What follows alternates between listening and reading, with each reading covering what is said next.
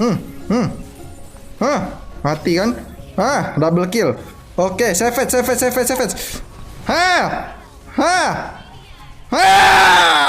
Woo!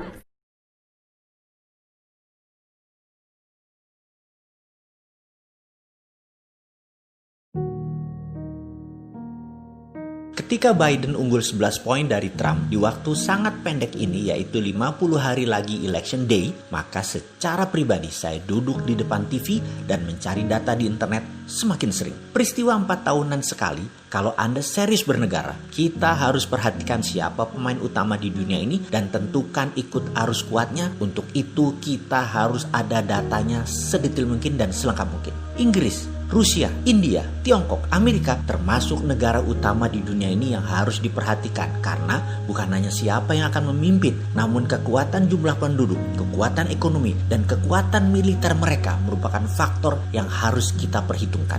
Langkah-langkah mereka untuk menjadi nomor satu di sebuah negara itu pelajaran yang jarang-jarang kita dapat. Pelajarilah sendiri, jangan apa-apa dari pandangan orang lain. Data mungkin sama, tetapi analisa dan strategi memanfaatkan data tidak semua orang sama. Strategi Biden pukul Trump dengan menyerang kegagalan Trump kelola COVID itu terus diulang-ulang dengan berbagai sudut pandang. Dari kacamata imigran, dari kacamata pertahanan negara, dari kacamata ekonomi, dari kacamata minoritas, dari kacamata keamanan yang semuanya merugikan Trump diserang terus. Ada hal yang menarik dari strategi Trump yang menurut saya dia sangat ambisius dan kerja keras untuk menang adalah perjuangannya sampai detik terakhir. Dia fighter, walaupun kalah nanti, namun banyak pelajaran yang bisa kita ambil dalam strateginya dan perjuangannya. Dia di posisi underdog saat ini, diserang dengan isu COVID, rasisme, hatred atau kebencian, white supremacy, melecehkan wanita, dan banyak lagi kelemahan Trump. Semua diungkit dan diulang-ulang, sama persis seperti tahun 2016. Dia menggunakan strategi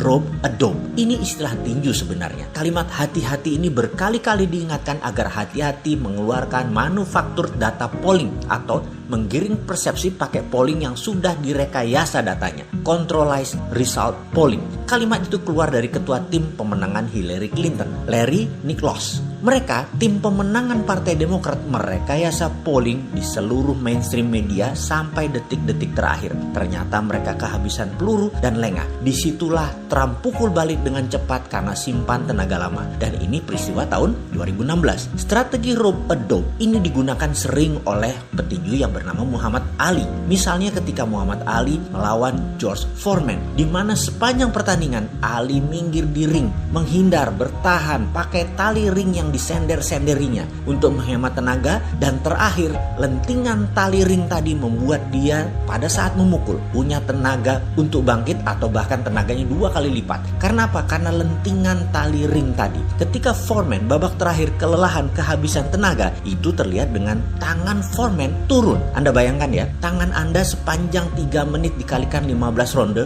bertahan terus di atas saja. Pegel dan capeknya kayak apa? Lalu selama itu kita gerak mukulin lagi. Di saat Foreman kelelahan, inilah Ali bangkit di saat terakhir, melentingkan badannya pakai tali ring sehingga tenaganya double dan terbukti Foreman KO. Trump lakukan itu di tahun 2016 dan kali ini dia pasti akan lakukan lagi. Agaknya lupa itu Partai Demokrat dan tim Biden akan keterampilan seorang deal maker seperti Trump bermain di tali ring. Saya secara pribadi tidak suka karakter Trump memimpin Amerika, namun idenya akan nasionalisme, patriotisme, America first menarik minat saya. Indonesia butuh banget atau anti globalis atau deglobalisasi, termasuk anti dolar, anti asing menguasai bumi Nusantara, mengutamakan rakyat bawah bottom of pyramid, pro swasta kelas bawah tanpa menspesialkan swasta elitis atau BUMN, pro life anti perusak lingkungan. Jadi apapun yang terjadi di Amerika kita waspadai. Mau Biden kek, mau Trump kek nanti yang jadi, Amerika tetap Amerika dalam foreign policy-nya. Xi Jinping atau bukan, Tiongkok adalah Tiongkok dalam foreign policy adalah sama. Mereka punya nation interest masing-masing, Amerika dan Tiongkok itu. Dan negara itu keduanya sangat ofensif. Amerika tidak pernah ubah kebijakan luar negerinya hampir 100 tahun, yaitu